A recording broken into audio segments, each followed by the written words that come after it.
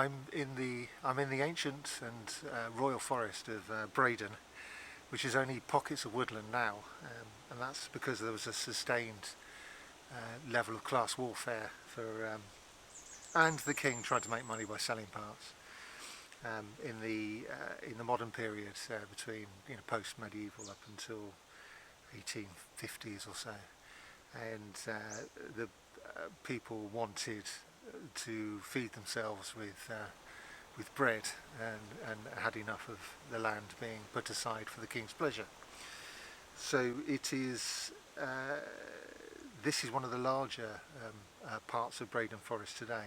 It encompassed from Swindon to Malmesbury, down south as far as nearly Lynham, and then as north as far as the Thames.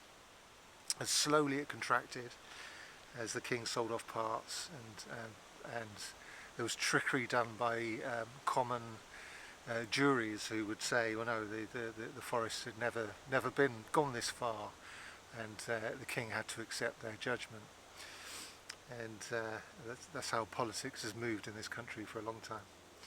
But this is, as it contracted, we get to see the old medieval names of the inside of a boundary. So in a lot of Anglo-Saxon charters, we only really know the names of the outside ring of a boundary. We don't know what's inside, apart from the village or the manor. But as it contracted, as the forest contracted, we see different perambulations showing different boundaries. They get smaller and smaller, and that breaks up the outline of the forest and lets us see what the medieval names are of those places inside the forest. And these names go back to pre-Norman. These are Anglo-Saxon names, or, well, we don't know what the meaning of Braydon is, but so it could be pre-English. But Selwood, Salwoodu, is a very large forest in Wiltshire and Somerset. It was, and that is an Anglo-Saxon name. It was known to have been there in the Anglo-Saxon period. So these are ancient woodlands that have slowly contracted. Now I'm in a nice lump of the wood that still exists today. It's called Ravensroost. Ravensroost Wood. In 1841, it was on the tithe map. It was called Ravensroost Coppice. Let's go and see if it's a coppice even today.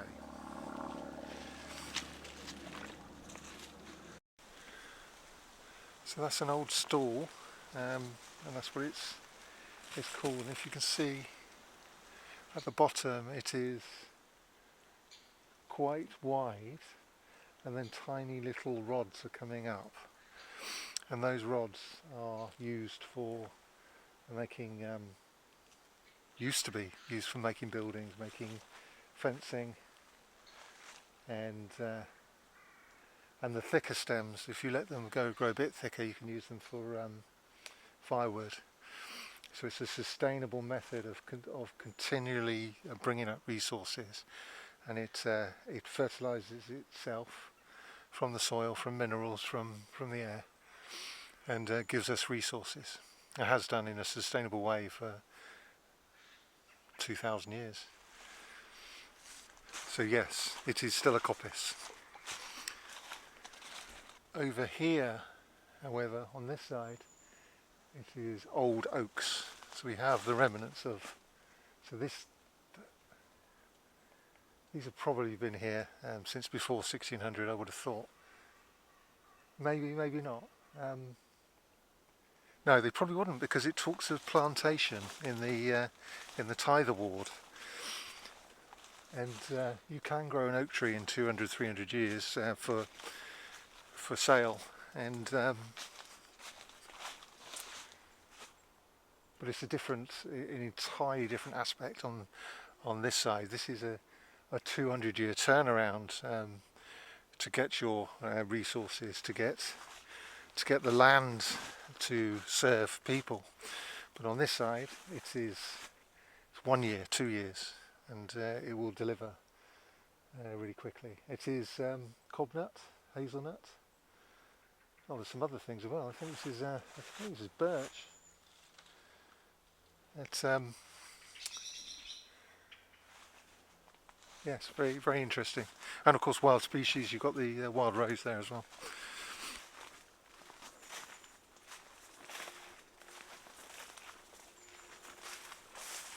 It is very wet, and you can, so we are on a hill here, not a massive hill, but these hills should drain if, you know, if common sense applied, but geography doesn't work to our expected rules. And you'll see this played out all over this area. Down below the hills in Wiltshire, it is one big marsh. And you can see that played out in place names. As you drive around, you'll come to more than one moor lane. And it's that word moor is different from the northern moor. It means marsh. It means mere, wet land in Old English. Mere. And so it is, you know, there's a lot of ponds and marshy bits, even uphill here.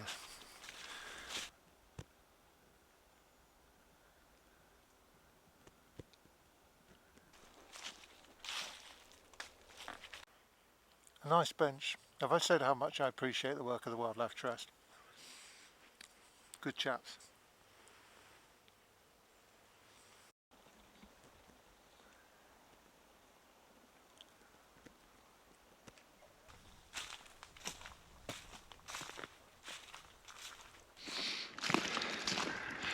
It snowed yesterday, and it's still cold today. It's about 3 degrees Celsius, and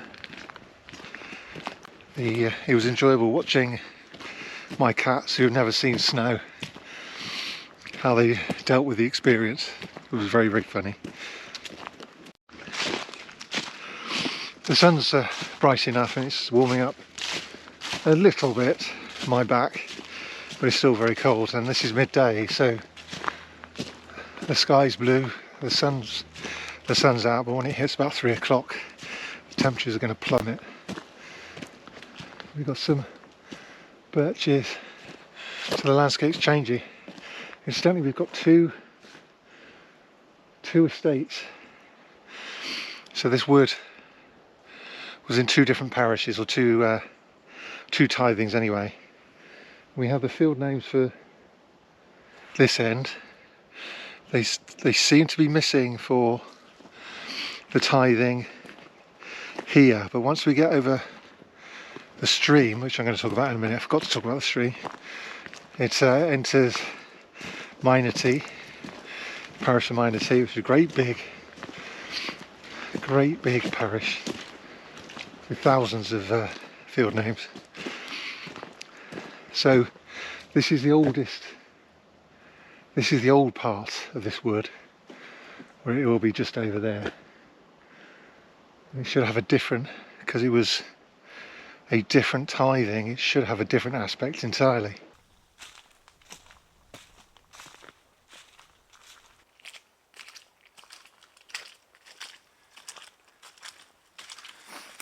So I said I'd talk about the stream, the Bourne. Today it's called the Derry Brook.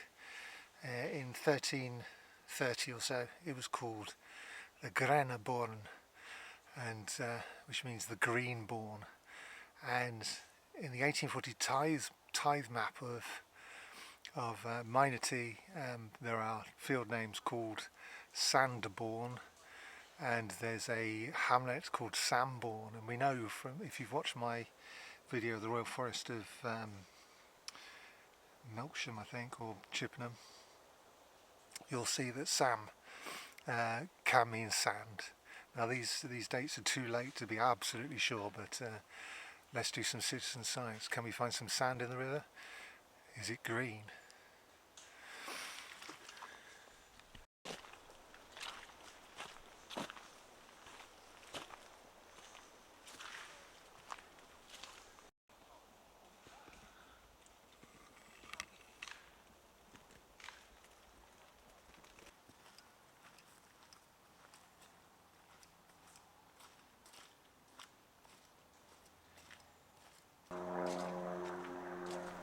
Wildlife Trust does give good wood, I'll tell you, but it's very attractive. But you sort of get the impression it's a bit like going to the the Cotswolds is a bit,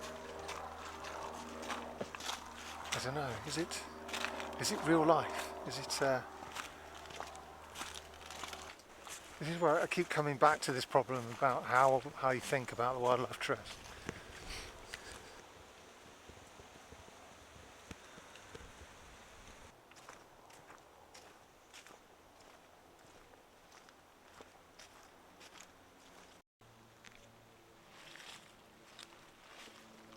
I can make out a little of it, this wood divided, and I think it's that 1770 or 1779, something like that. And then I can't make out, is that copse? I don't know. I need to do some research. And then I think that is royal there. But I don't think that's wood. I don't know. It's it's infuriating. That is a piece of history. I'm hoping that's on the historical environmental record, so I can go and find out what it says. That's interesting. And yeah, I thought it looked like a boundary for a parish boundary stone. It looks something more important than that. To inscribe it like that costs money.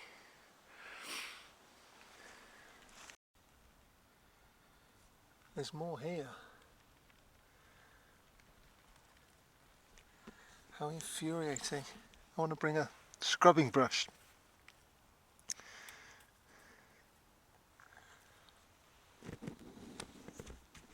The field names around here are your standard English field names: long ground, middle ground, corner ground. And then there's what's slightly very interesting to me is there's a field over here just before it goes into the wood called Gallymore's Hill, and that gives us might give us the name of that hill I've just been walking over, which is nice. I don't know how to interpret galley. Moors is obviously marsh, mere in Old English. Marsh is marsh in Old English, but wet ground is mere, and so we get the word mere as in Windermere up north, and moor down here, like Aldermore down here. It's wet ground. And there's also somewhere around here a stone called Knot stone. I want to go and have a look at that. Obviously, my struggle to find historically recorded stones is pretty poor, but I'm going to keep looking. That stone I just seen a minute ago, I'm definitely going to do some research about that. That's got to be more that needs to be done, even if I have to do a bloody brass rubbing on it. But anyway, yes, it's this exploration of this wood is actually pretty interesting.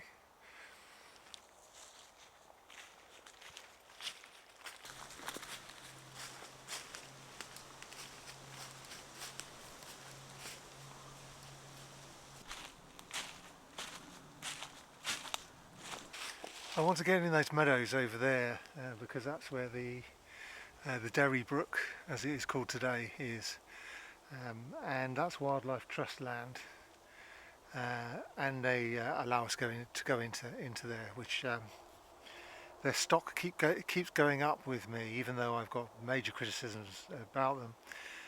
It's their accessibility to people makes them all their sins are forgiven. But I want to get over there. I can't at the moment. I've got a wire fence. There must be a way on in a minute. And just over the stream, which is just over there, is Minety, which is a large parish. And over the other side of it, at a farm called Sturt Farm, which in Old English, that's Old English, stert, which means tongue. It's a tongue of land into the river. And you'll see it over and over again in old documents, topographical documents. Now, near there's a place called Knot Grove with two T's, and that stone is looking more and more like the knot stone, the stone I've just shown you. It's N-O-T-T. Now if we've got a knot grove near here, that's almost definite, not almost definitely, I'm over exaggerating, there's a high probability that at one time it was Gnot Grave, which is nut grove. So we might have a little bit more information about that stone, that at some point there's a relationship with nuts with that stone. So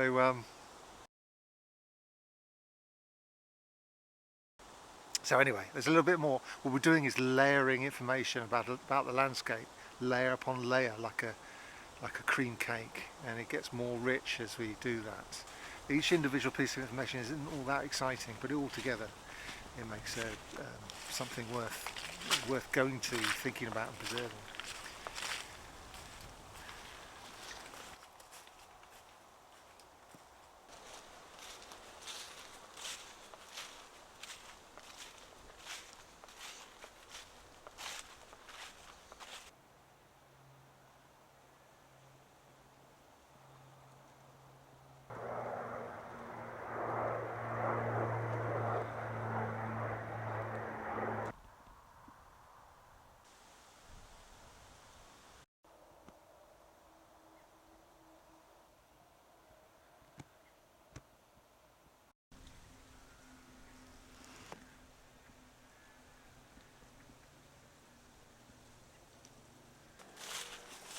This is the Derry Brook, and I can just see it.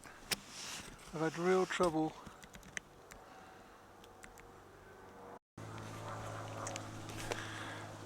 It's all behind hedges and barbed wire and so on. Is our Derry. I'm going to start calling it Sam Brook.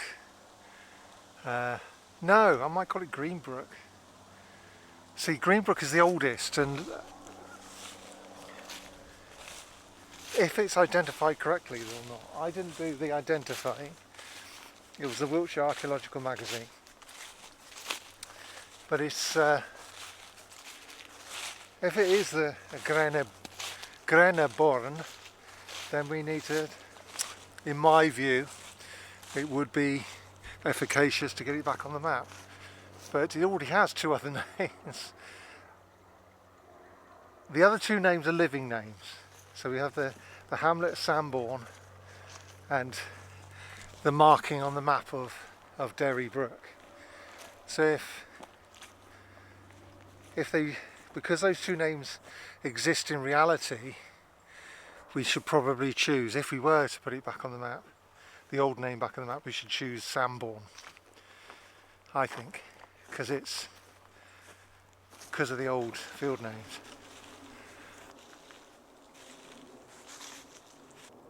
The Wildlife Trust point out that the wild serviceberry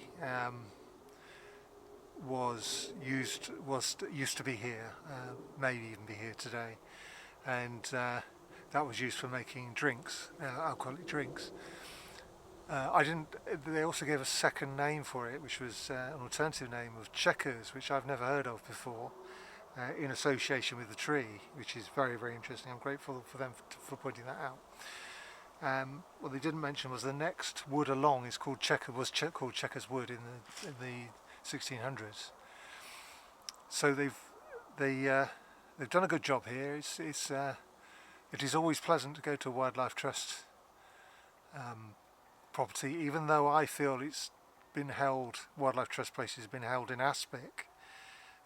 Whether that's a good thing or not I'm very conflicted. I am grateful, but also, taking land out of economic life is, well, we need to go to the third world to get our food. Every acre lost is an acre of land we use in the third world to feed ourselves.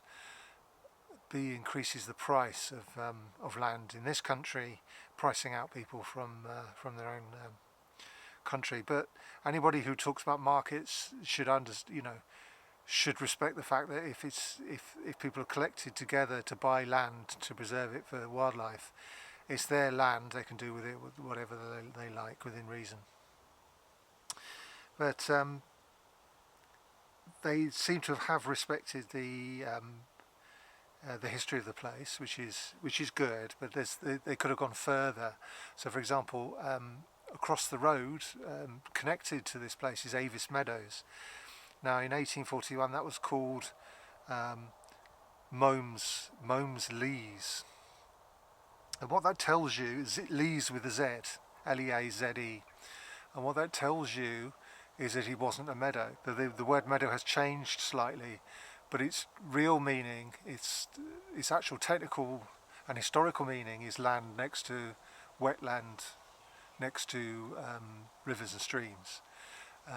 You do not need to fertilise it, it will fertilise itself. From the river, from water running off the hills, will drag sediment into these meadows, and you will get 2 or 3 cuts of hay from this land. And the fact that you leave it for hay means that wildflowers will come up through it, giving that classic British flower meadow that we treasure, that we haven't treasured enough to preserve it, but in our hearts we treasure it. Now, that doesn't happen on higher ground. That isn't next to a river. None of that happens at all. You might get some wildflowers, but it will go brown over the summer. Now, unless there's rain. So meadow is in Old English is meadowe, meaning what I've described, and lees in Old English is laswe.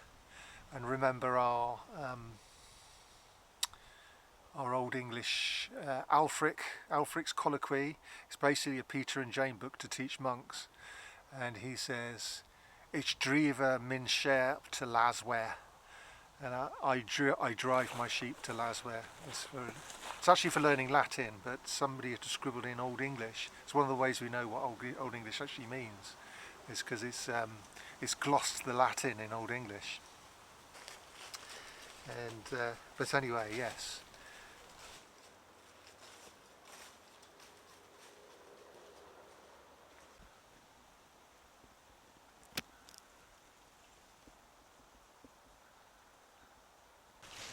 So what of this royal forest boundary I was talking about right at the beginning, which I seem to have forgotten?